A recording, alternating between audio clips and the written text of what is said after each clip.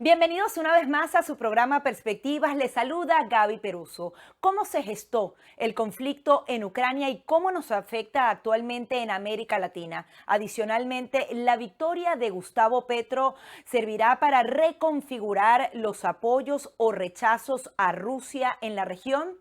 Para analizar este y otros temas, hemos invitado a Andrés Servín. Él es analista internacional y adicionalmente es presidente de la Coordinadora Regional de Investigaciones Económicas y Sociales. Muchísimas gracias por estar aquí. Muchas gracias por la invitación, Gaby. Siempre un placer estar con ustedes. Sí, quería en principio analizar con ustedes justamente esta victoria de Gustavo Petro. Él durante la campaña presidencial se mantuvo al margen en el tema de Ucrania, tratando de ser neutral. Sin embargo, él y sus posiciones ideológicas podrían entonces aún más aumentar los apoyos que, por ejemplo, han recibido indirectamente de naciones de Argentina, de Brasil. ¿Cómo ve usted la región con respecto a Ucrania con esta nueva figura política que entra al entorno político? Bueno, yo creo que la región está entrando en una etapa en donde claramente, después del debilitamiento de la presencia de Estados Unidos y del interés de Estados Unidos por la región, por tener otras prioridades a nivel mundial, la región ha ido reconfigurando su mapa político en general, y este es uno de los procesos en donde más se pone en evidencia. En el caso de una victoria como la de Petro, una victoria de la izquierda en un país como Colombia, donde tradicionalmente no hay antecedentes de esto, y más bien lo que ha habido es antecedentes de un conflicto armado con la guerrilla de izquierda.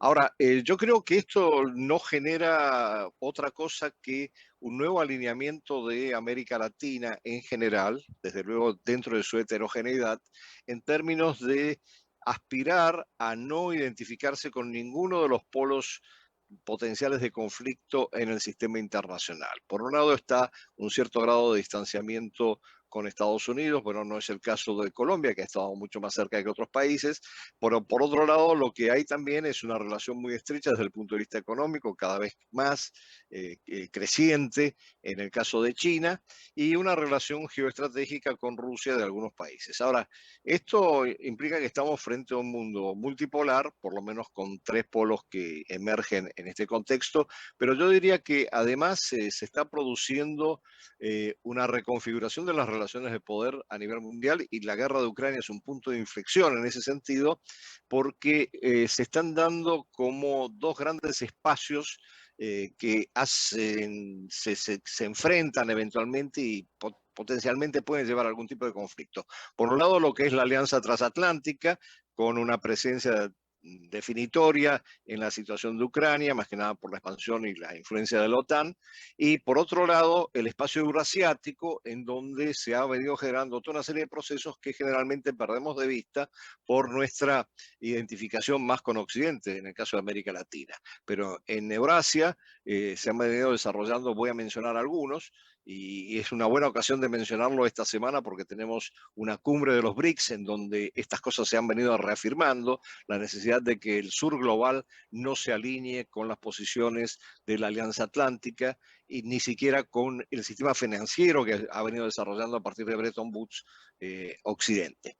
Y los BRICS, por un lado, la Organización de Cooperación de Shanghái, que fue creada originariamente por Rusia y por China, pero con la participación de los países de Asia Central, la inclusión posterior de India, Pakistán e Irán, y donde también hay un planteamiento muy claro en términos de que frente a las sanciones impuestas a Rusia, las sanciones económicas, hay que generar un espacio financiero desdolarizado, de alguna manera que pueda funcionar como alternativa al espacio financiero en el mundo occidental. Y junto con los BRICS y la Organización de Cooperación de Shanghái, el otro elemento muy importante que muchas veces se pierde de vista y que también apunta a la creación de un espacio desdolarizado es el proceso de armonización entre China a través de la iniciativa de la nueva ruta de la seda y la Unión Económica Euroasiática, que fue promovida originariamente por Rusia, pero donde participan, aparte de Bielorrusia, tres países del ámbito del Asia Central. Entonces, estamos frente como primero estamos frente a una situación en donde evidentemente la globalización, así como la veníamos concibiendo, está generando turbulencias y de alguna manera se está recomponiendo. Y una de las posibles recomposiciones es que tengamos procesos de globalización paralelos con énfasis comerciales y financieros particularmente, pero también geopolíticos diferenciados entre lo que es Occidente y lo que es Oriente. Sí, hay muchos temas que explorar aquí en toda su exposición. El tema de la desdolarización. Actualmente está ocurriendo esto. Hay quienes dicen que los rublos, la moneda rusa, más bien se ha fortalecido con respecto al conflicto. Debería ser todo lo contrario.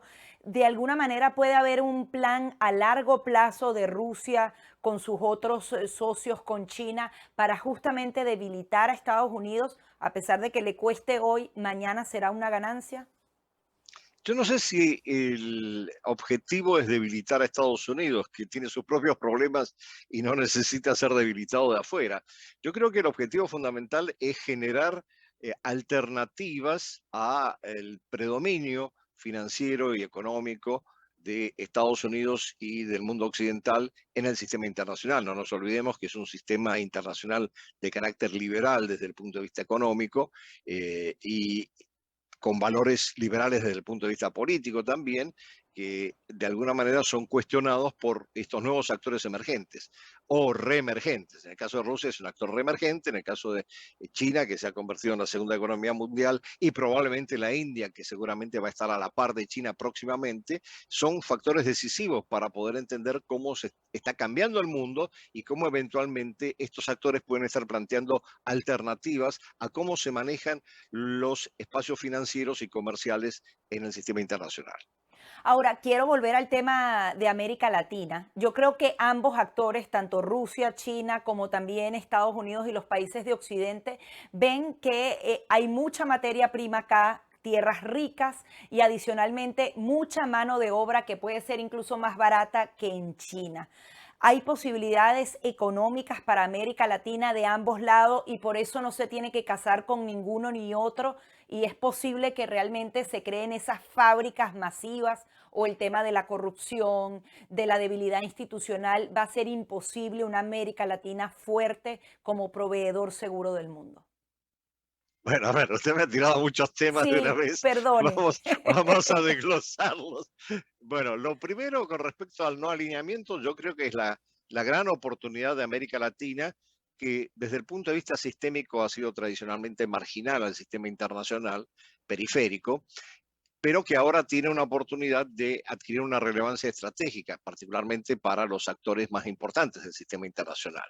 Y esta oportunidad tiene que ver, desde luego, con justamente la disposición de materias primas y de toda una serie de bienes a los que aspiran muchos de estos actores, particularmente si tenemos en cuenta tres procesos que están afectando a la economía mundial. Primero, el incremento de los combustibles fósiles a raíz de las sanciones impuestas a Rusia. Segundo, el incremento de los alimentos por las dificultades de la exportación de cereal desde Rusia y de Ucrania, especialmente en el caso del cereal.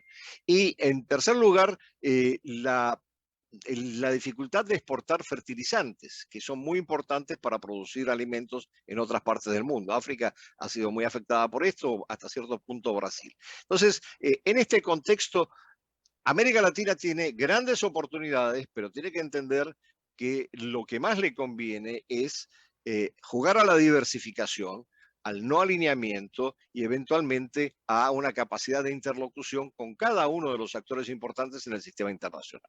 Ahora, en el contexto de América Latina, y voy a otra parte de su pregunta, lo que estamos viendo es que tenemos una gran heterogeneidad. Tenemos una heterogeneidad no desde el punto de vista lingüístico y cultural, quizás con la Ujú. excepción de Brasil, que es un actor luso parlante, pero sí desde el punto de vista político y desde el punto de vista de los modelos económicos que se están imponiendo. En algunos casos son modelos económicos altamente estatistas o en otros casos modelos económicos que respetan, digamos, la importancia del mercado como un factor determinante para el desarrollo económico.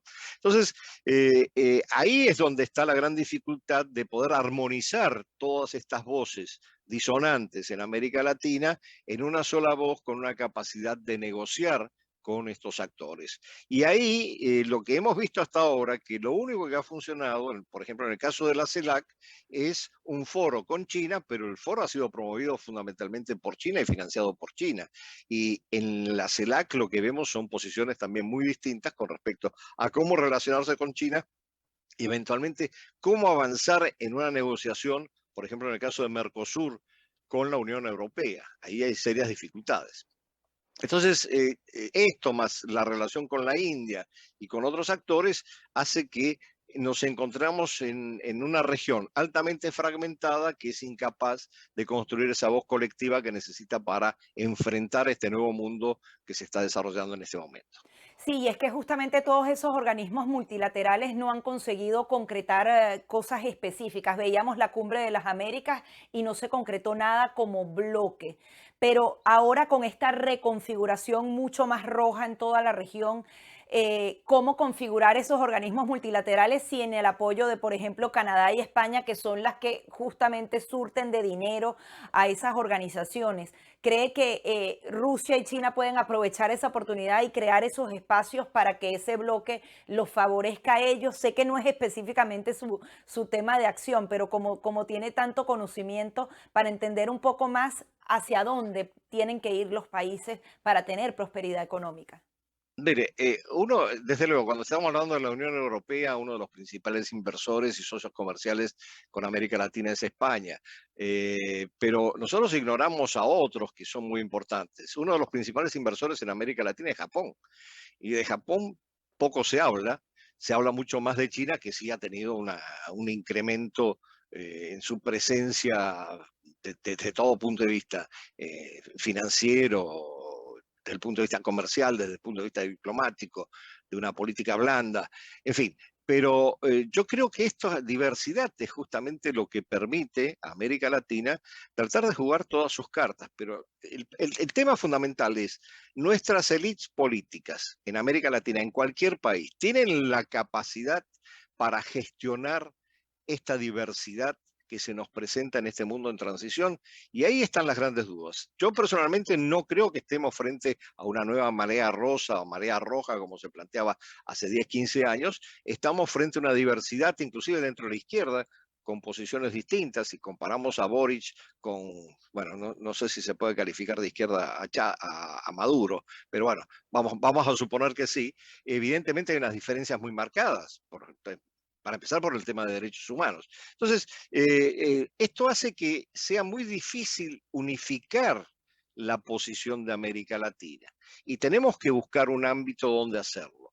Aparentemente los mecanismos multilaterales que hemos tenido hasta ahora, por un lado la OEA, evidentemente como foro de interlocución con Estados Unidos, cada vez funciona menos, la CELAC no termina de concretar una estructura eficiente de gestión en las relaciones con los actores externos. Y digo una estructura eficiente de gestión porque no es una cuestión de tener la presidencia de un país o de otro cada año, cada 2 años, sino que es importante tener una secretaría, un equipo de técnicos que avancen ideas.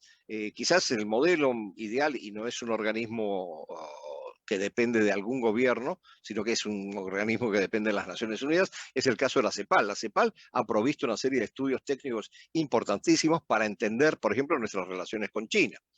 Pero todo esto es algo que está ausente porque yo creo que hay una gran incapacidad de las élites políticas de ver más allá de las próximas elecciones. Y eso no importa de qué color estén pintadas, sean de izquierda, sean de derecha. Si esto empieza a cambiar y empezamos a tener gobiernos, no importa que sean de centro izquierda, centro derecha, con capacidad de gestión, con visión estratégica y con la capacidad de establecer vínculos con los otros socios latinoamericanos cuando haga falta para poder enfrentar estos desafíos del sistema internacional en transición, bueno, quizás podamos salir del pozo en el que estamos y de los pronósticos que tenemos en términos de crecimiento después de la pandemia, que son bastante negativos todavía. Sí, usted recientemente ha lanzado el libro Guerra y Transición Global y cómo se gestó ese conflicto en Ucrania y cómo nos afecta. ¿De qué se trata justamente todo esto? Porque si entendemos el origen, podremos saber más sobre las soluciones y cómo ver el conflicto actualmente. A ver, yo creo que originariamente lo que genera la guerra en Ucrania más allá del interés específico de Rusia o de Putin por su propia persistencia en el poder.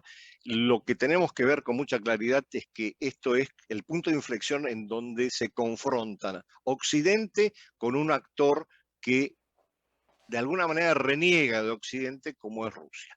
El tema es que además de renegar de Occidente, genera una serie de vínculos cada vez más estrechos con otros actores que no quieren estar subordinados a lo que ha sido tradicionalmente, vamos a llamarla de esta manera, la élite de las naciones, que son las naciones occidentales.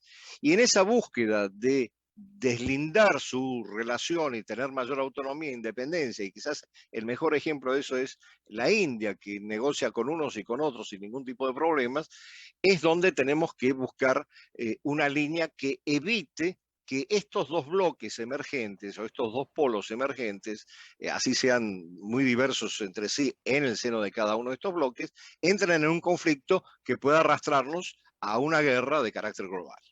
Eso es en Usted, esencia un poco el argumento del libro. Sí. ¿Y usted ve posible una guerra cuerpo a cuerpo entre esos dos bloques o realmente se van a mantener así, entre sanciones y tensiones? Yo quisiera ver que se mantengan las tensiones y las negociaciones en el ámbito de lo económico, comercial y financiero, y no que pasemos al ámbito de seguridad y de conflicto bélico. Vamos a ver cómo las élites de estos países también toman decisiones y si las decisiones que toman son correctas. Si nosotros analizamos la decisión de aplicar las sanciones más drásticas de la historia a Rusia a raíz de la guerra de Ucrania, y aquí yo no me quiero alinear con nadie, sencillamente estoy Ujú. analizando, sabemos que estas son las sanciones más drásticas, pero lo paradójico del caso es que si bien ha afectado en cierto modo la economía rusa, ha sido un boomerang para las economías y ha pegado a las economías de Occidente exactamente igual, y quizás en mayor medida. Entonces, las élites tienen que tomar decisiones que también vean no solamente los intereses de su propia audiencia doméstica, sino electoral, sino también lo que está sucediendo en el mundo. Y si nosotros vamos a analizar las decisiones que está tomando la administración Biden, en algunos casos, son decisiones que están condicionadas por la propia polarización política que se está dando en Estados Unidos. Sí, y es que es increíble cómo, así sea mediáticamente, se sigue demostrando un poderío que quizás no tiene Vladimir Putin. Por un lado, es él el que corta el gas natural a Alemania. Adicionalmente, tenemos un presidente de Estados Unidos que dice que la inflación, la causa es Vladimir Putin. Eso le da un poder increíble a él. O sea, él sí puede decir que desestabiliza a Occidente con todas las cartas y a pesar de estar sancionado. ¿Cuán peligroso es ese poderío? Claro, lo que pasa es que yo me pregunto qué va a decir Biden si todavía está en el poder para ese momento cuando entre de lleno una potencial recesión que se está pronosticando para todas las economías occidentales en 1 o 2 años. Entonces, ¿también la causa va a ser Putin o va a ser los errores que se han cometido en términos de políticas económicas de los países occidentales? A ver, siempre es muy fácil, y con esto yo no quiero defender a Putin, yo quiero dejar esto Claro. muy en claro. Yo critico mucho la decisión de la guerra en Ucrania. Sé cuáles son las razones que han motivado eso de lado y lado, pero lo que quiero insistir es que las decisiones correctas y las decisiones sensatas también tienen que ser tomadas de lado y lado si no queremos llegar a un conflicto a nivel global. ¿Y cuáles cree entonces que deben ser las medidas que tiene que tomar tanto Estados Unidos y Occidente con respecto a Putin? Porque usted también decía, son las sanciones más severas. Luego de aplicar estas, ¿qué le queda a Occidente si Vladimir Putin sigue avanzando? Bueno, yo creo que lo que se debió haber hecho en su momento era, por ejemplo, en el caso específico de Ucrania, se firmaron dos acuerdos, los acuerdos de Minsk I y los acuerdos de Minsk II, que tenían una serie de propuestas muy concretas que iban a satisfacer a ambas partes, a los ucranianos y a los rusos, con la garantía de la participación de Francia y de Alemania como, justamente, valga la redundancia, garantes de este proceso. Los acuerdos de Minsk no se cumplieron, particularmente por parte del gobierno ucraniano, en los sucesivos gobiernos ucranianos.